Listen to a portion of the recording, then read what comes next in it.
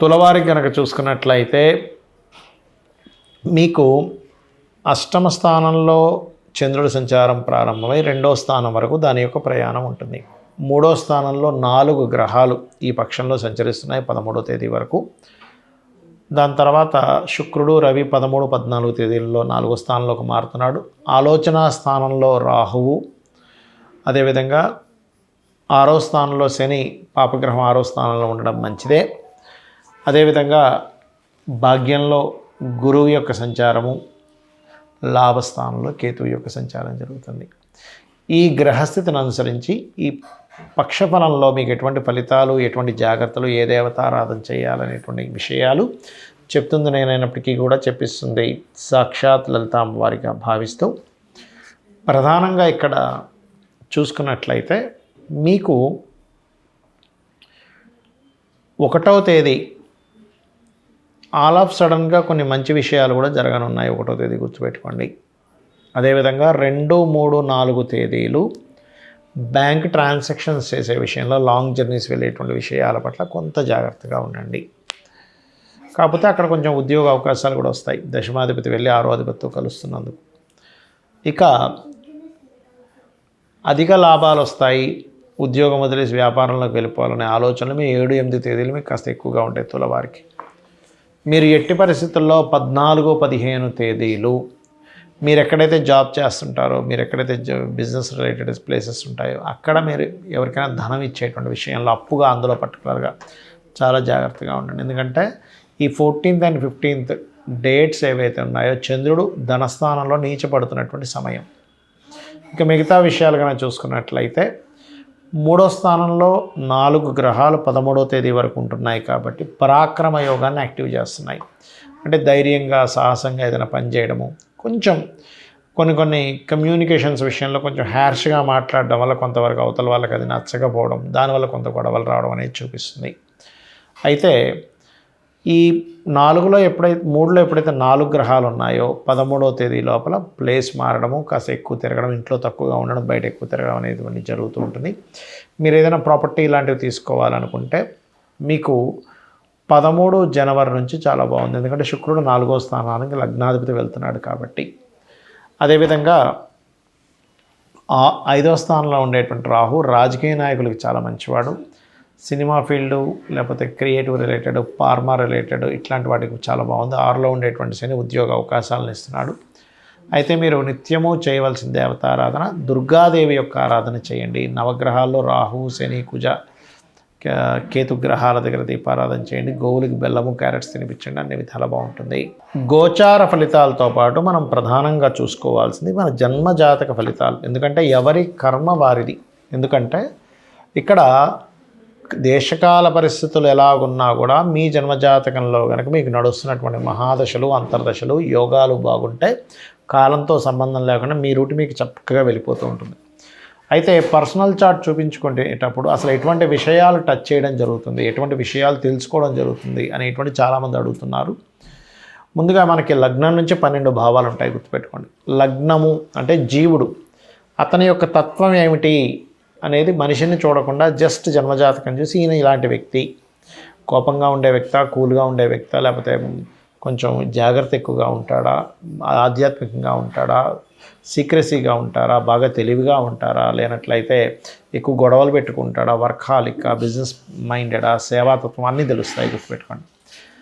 ఇది ఇలా ఉంటే అతి ముఖ్యమైనటువంటిది ఏంటంటే మనిషికి ధనం మూలం ఇదం జగత్ అంటూ ఉంటారు. అంటే ఏమిటి, మనకు కావాల్సిన ధనం కాబట్టి దానివల్ల ఫ్యామిలీ రన్ అవుతూ ఉంటుంది. అయితే మీకు ఇక్కడ రూట్ ఏంటంటే ఆస్ట్రాలజీలో చెప్పే గొప్ప విషయం ఏంటంటే మీకు అసలు డబ్బులు వచ్చేటువంటి బిజినెస్లో వెళ్తున్నారు, లేకపోతే ఒక లైఫ్లో ఒక ఆశ ఉంటుంది, నేను ఫలానా సమయానికైనా నేను సంపాదిస్తానా లేదా, ఆ పర్టికులర్ పాయింట్ అనేటువంటి చెప్తుంది, గుర్తుపెట్టుకోండి.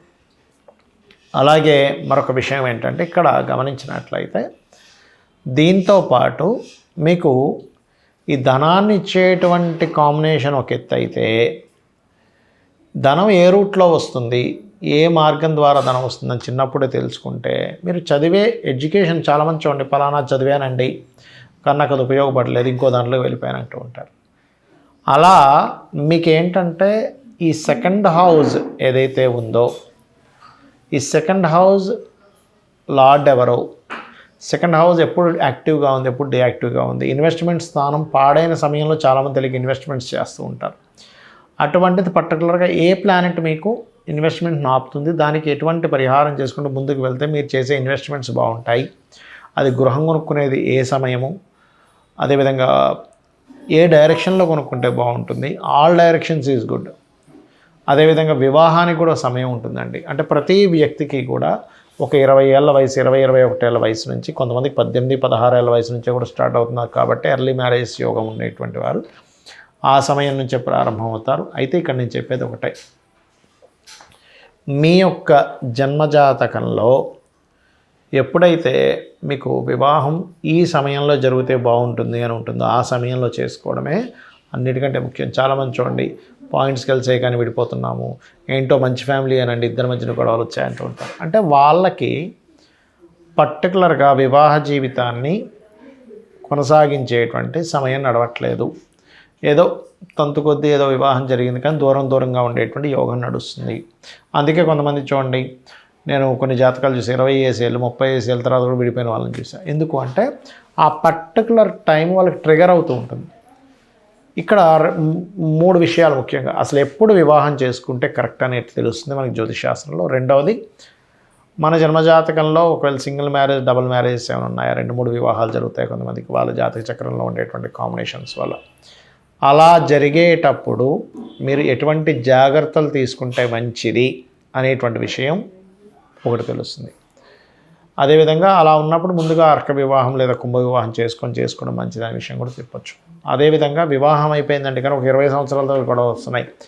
ఆ పర్టికులర్ పీరియడ్ ఏమిటి, ఎందుకు ఆ పీరియడ్ ఇస్తుంది, ఆ సమయంలో కొంతమందికి దూరంగా ఉన్నప్పుడు తగ్గిపోతుంది దాని ప్రభావం. అంటే అబ్బాయి ఏదో విదేశాలకు వెళ్తాడు ఉద్యోగం కోసమని, ఆ రకంగా. ఇదే సేమ్ ప్యాటర్న్ మీరు ఇన్వెస్ట్మెంట్స్ విషయంలో చూసుకోవచ్చు. అంటే ఎప్పుడు ఇన్వెస్ట్మెంట్ చేస్తే మంచిది, ఎప్పుడు ఏది కొంటే మంచిది, ఏది కొనకూడదు, అసలు మీ పేరు మీద కొనొచ్చా కొనకూడదా, మీ జీవిత భాగస్వామి పేరు మీద కొంటే మంచిదా, లేదా మీ పిల్లల పేర్ల మీద కొంటే మంచిదా. కొన్నిసార్లు ఏమవుతుందంటే వాళ్ళ పేరు మీద కొంటేనే దానికి లోన్ వస్తుందని ఉంటుంది. అప్పుడు ఏమిటండి, మరి నా పేరు మీద ఇన్వెస్ట్మెంట్స్ చేయకూడదని ఉంది, ప్రాపర్టీస్ కొనకూడదు అంటున్నారు, మరి మా బిజినెస్ పేరు మీద కొనాలంటే రాదు అన్నప్పుడు, అప్పుడు అది ఏ ప్లానెట్ ద్వారా మనకి ఇబ్బంది ఇస్తుందో ఆ పర్టికులర్ ప్లానెట్కి సంబంధించిన పరిహారం చేసుకోవచ్చు. అదేవిధంగా విదేశాలకు వెళ్తే బాగుంటుందా, ఇక్కడ ఉంటే ఇతనికి గ్రోత్ ఉంటుందా, అదేవిధంగా రిలేషన్స్ ఎలా ఉంటాయి, సంతానం ఎందుకు అభివృద్ధి అవ్వట్లేదు, సంతానం ఎందుకు కలగట్లేదు, అసలు ఏ ప్లానెట్ని మనం దాని యొక్క ప్రభావాన్ని తగ్గించుకుంటే, ఇక్కడ ఏమీ లేదు, సింపుల్, ఇది మెడికల్ లాగేనండి ఆస్ట్రాలజీ. మన బాడీలో పలానా ప్లేట్లెట్స్ తగ్గాయి అన్నప్పుడు వీక్ అయిపోతాడు, లేదా పలానా వైటమిన్స్ తగ్గాయి అన్నప్పుడు డౌన్ అవుతుంటాడు, పలానా ఫుడ్ తీసుకోవడం ద్వారా పలానా వైటమిన్స్ వస్తాయి, లేకపోతే పలానా కొన్ని వదలడం ద్వారా కొన్ని ఏమో తీసుకోవాలి, కొన్నిటేమో వదిలేసేయాలి. షుగర్ బాగా ఉంది, షుగర్ని వదిలేయాలి కదా. అదేవిధంగా ఒక వ్యక్తికి పలానా ఇవి తగ్గాయి, ఫ్రూట్స్ తీసుకొని వాటిని పెంచుకుంటాడు. అంటే మనలోకి మనం ఏం తీసుకోవాలి, మన బాడీలోకి దేన్ని విడిచిపెట్టాలనేటువంటిది బాడీని ఎలా అయితే జాగ్రత్తగా ఉంచుతుందో, మన జన్మజాతకంలో కూడా ఎప్పుడు దేన్ని మనం తీసుకోవాలి, అంటే దేన్ని కొనాలి, దేన్ని కొనకూడదు, ఎప్పుడు దేనికి దూరంగా ఉండాలని చెప్పేదే జ్యోతిషాస్త్రం.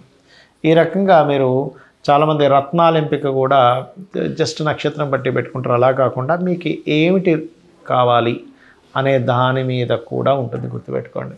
కాబట్టి ఈ రకంగా చేసుకొని మీ యొక్క జీవితాన్ని ఆనందదాయకంగా మార్చుకుంటారని కోరుకుంటూ, సరే నాకు జాతకం తెలియదండి ఏం చేయాలి, ఏమి టెన్షన్ పడకండి, చక్కగా రోజు లలితా సహస్రనామాలు చేసుకోండి. ఉద్యోగం రావట్లేదు, ఓం మాణిక్య మకుటాకార జానుద్వై విరాజితాయ నమః.